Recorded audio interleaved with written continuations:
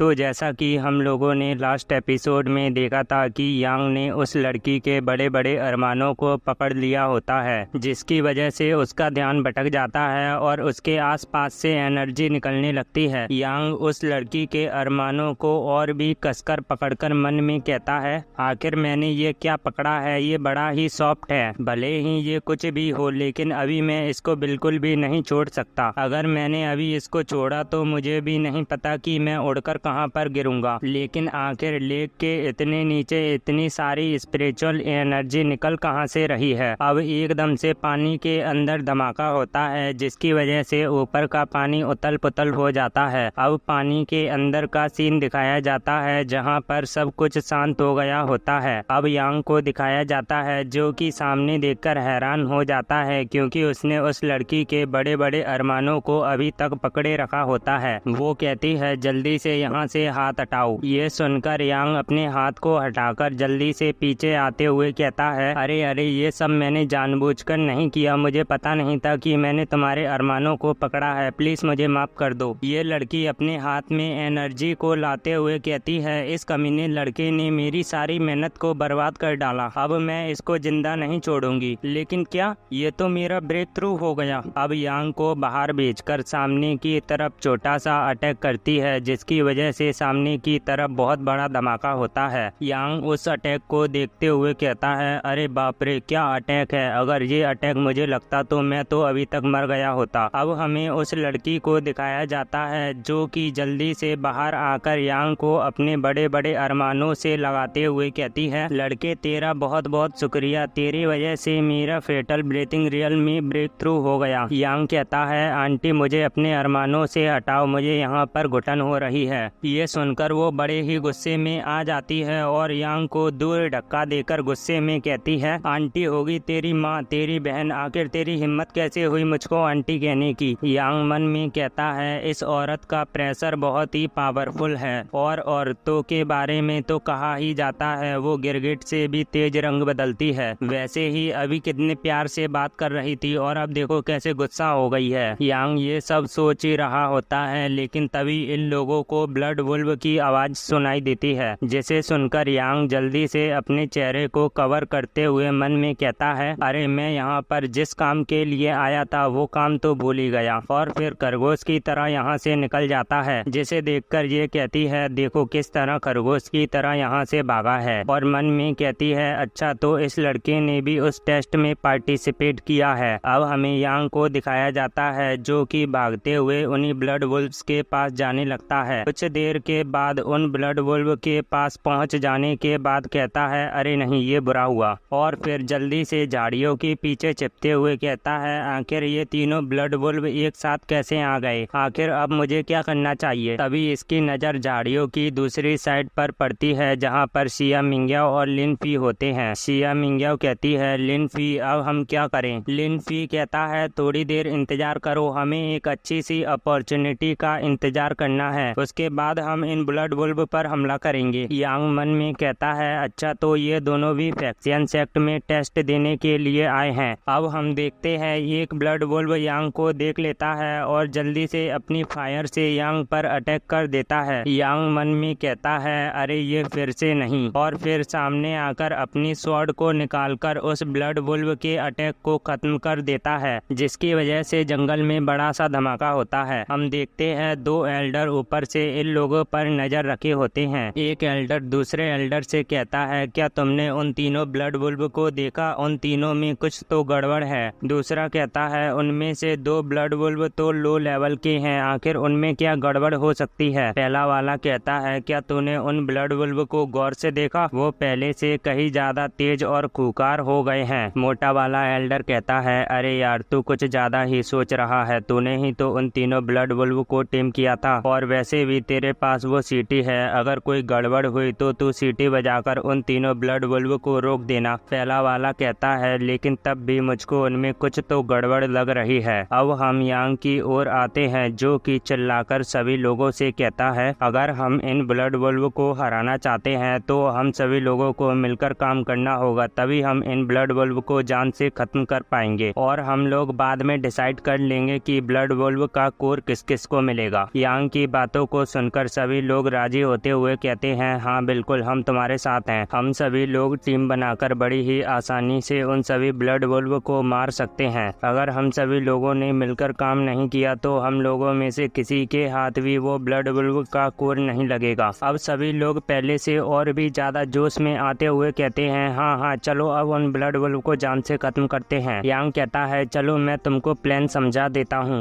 हम अपनी टीम को 3 भागों में बांटेंगे। पहली टीम उन ब्लड वुल्व का ध्यान भटकाएगी, दूसरी टीम मेरे साथ अटैक करने के लिए चलेगी और तीसरी टीम पीछे रहकर हमारी मदद करेगी। क्या तुम सभी लोग समझ गए? अगर समझ गए तो चलो चलकर अटैक करते हैं। और फिर इनकी टीम अटैक कर देती है। उन लोगों को अटैक करता हुआ देखकर ये ब्लड वुल्व भी अटैक करने के लिए तैयार हो जाते हैं। लेकिन तभी कुछ लोग मिलकर चारों तरफ से इन ब्लड वुल्व को अपनी एनर्जी से बांध लेते हैं। यांग कहता है, यही हमारे पास मौका है, चलो सभी लोग मिलकर अटैक करो। और फिर सभी लोग मिलकर अटैक कर देते हैं, जिसकी वजह से वहां पर बड़ा सा धमाका होता है। अब हमें ग्वांग को दिखाया जाता है जो कि झाड़ियों के पीछे छिपकर ये सब देख रहा होता है और फिर अटैक करने के लिए आगे आते हुए कहता है, इन ब्लड वुल्व को मैं ही मारूंगा, इनके कोर अब मेरे ही होंगे। और फिर उन ब्लड वुल्व को मारने के लिए उस धुएं में कूद जाता है। यांग मन में कहता है, अरे नहीं ये तो ग्वांग है, इसको अभी यहाँ पर आना था। अब सामने की तरफ कुछ देखकर हैरान हो जाता है और मन में कहता है, अरे नहीं ऐसा लगता है कि कुछ तो गड़बड़ है, वो ब्लड वुल्व मरे नहीं हैं, मेरे से एक गलती हो गई। ग्वांग उन ब्लड वुल्व को मारने के लिए नहीं बल्कि उनके कोर को लेने के लिए गया था। हम देखते हैं वो ब्लड वुल्व मरे नहीं होते बल्कि वो तीनों तो मिलकर एक हो गए होते हैं और पहले से कहीं ज्यादा उन ब्लड वुल्व की पावर बढ़ गई होती है। वो ब्लड वुल्व अपने पंजे को जमीन पर मारता है, जिसकी वजह से जमीन भी टूट जाती है और ग्वांग दूर फेंका जाता है। उस ब्लड वुल्व को देखकर यांग घबराते हुए कहता है, अरे नहीं बहुत बड़ी गड़बड़ हो गई, वो ब्लड वुल्व पहले से और कहीं ज्यादा पावरफुल हो चुका है। अब हमें दोनों एल्डरों को दिखाया जाता है, वो लोग भी ब्लड वुल्व को देखकर हैरान हो गए होते हैं। पतला एल्डर कहता है, अरे नहीं ये ब्लड वुल्व तो म्यूटेट हो गए हैं, हमें जल्दी से जाकर उन बच्चों को बचाना होगा। लेकिन तभी एक लड़की आते हुए कहती है, शांत हो जाओ, इतना भी घबराने की कोई भी जरूरत नहीं है। हमें पता चलता है ये लड़की और कोई नहीं वही लड़की होती है जिससे यांग पानी के अंदर मिला था। इसका नाम सुमू है और ये फैक्सियन सेक्ट में यू झाओ माउंटेन की एक मास्टर है। फैक्सियन सेक्ट में कई सारे माउंटेन हैं, उन्हीं में से एक माउंटेन की ये मास्टर है। सुमू को देखकर ये दोनों एल्डर ग्रेट करते हुए कहते हैं, आखिर आपने हमको रोका क्यों? सुमू कहती है, अरे तुम लोगों को उनकी मदद के लिए इतनी जल्दबाजी करने की कोई भी जरूरत नहीं है। मैं देखना चाहती हूँ क्या वो इस कॉम्प्लिकेटेड सिचुएशन से बाहर निकल भी सकते हैं या नहीं, और वैसे भी कोई बड़ी मुसीबत हुई तो हम लोग देख लेंगे। अब यांग को दिखाया जाता है जिससे एक लड़का कहता है, ये ब्लड वुल्व तो म्यूटेट हो गए हैं। यांग मन में कहता है, क्या वो म्यूटेट हो गए हैं? अगर ऐसा है तो अब तो उन ब्लड वुल्व का सामना करना पहले से और भी ज्यादा मुश्किल हो जाएगा। और फिर उस ब्लड वुल्व पर अटैक करने के लिए जाते हुए सभी लोगों से कहता है, साथियों ये ब्लड वुल्व अभी ही म्यूटेट हुआ है, इससे पहले कि ये कुछ करे हम मिलकर इसको पहले ही मार डालते हैं। यांग की बात को सुनकर अब सभी लोग उस ब्लड वुल्व पर अटैक करने लगते हैं। उन लोगों को अपने ऊपर अटैक करता हुआ देखकर ये ब्लड वुल्व भी अटैक कर देता है। इन दोनों का अटैक जैसे ही एक दूसरे से टकराता है वैसे ही वहाँ पर बहुत बड़ा धमाका होता है। लेकिन उस ब्लड वुल्व का अटैक स्ट्रांग होने के कारण इन लोगों में से कई सारे लोग घायल हो जाते हैं और यांग भी घायल हो चुका था। लेकिन वो ब्लड वुल्व यहीं तक नहीं रुकता बल्कि वो तो जल्दी से आकर यांग के सामने आ जाता है यांग पर अटैक करने के लिए। जी कहती है, मास्टर आपने ही उस ब्लड वुल्व को मारने का सुझाव दिया था, इसलिए वो ब्लड वुल्व आपको मारने के लिए आ गया है, आप जल्दी से उससे बचो। यांग कहता है, मुझे बता तो दो कैसे बचना है। तभी वो ब्लड वुल्व यांग पर अटैक कर देता है, लेकिन यांग अपनी स्वॉर्ड से उस ब्लड वुल्व को रोक लेता है। लेकिन तभी अपने सामने कुछ देखकर हैरान हो जाता है। उस ब्लड वुल्व के 3 मुंह होने के कारण वो दूसरे मुंह से यांग पर अटैक कर देता है, जिसकी वजह से यांग के हाथ से उसकी स्वॉर्ड भी छूट जाती है। तो मैंने कुल मिलाकर 7 एपिसोड को अपलोड कर दिया है। मुझे बताना कि आप लोगों को ये वाली सीरीज कैसी लगी। अगर अच्छी लगी तो कंटिन्यू रखेंगे, नहीं तो और किसी सीरीज को देखेंगे। और हाँ, अगर कोई पर्सन मेरी मदद करना चाहता है तो वो UPI के थ्रू मेरी मदद कर सकता है। मैंने स्क्रीन पर अपने QR को दे दिया है। आप लोग जानते नहीं होंगे लेकिन मैं बता देता हूं कि अभी तक मेरे चैनल पर वॉच टाइम हार कंप्लीट नहीं हुआ है। इसी की वजह से अभी तक मुझे यूट्यूब से कोई भी इनकम नहीं मिलती। अगर आप लोग मेरी मदद करते हैं तो आपकी बहुत बड़ी मेहरबानी होगी। तो इसी के साथ यहीं पर हमारा एपिसोड खत्म होता है। मिलते हैं अगली वीडियो में, जब तक के लिए आप सभी लोगों को मेरी तरफ से बाय बाय।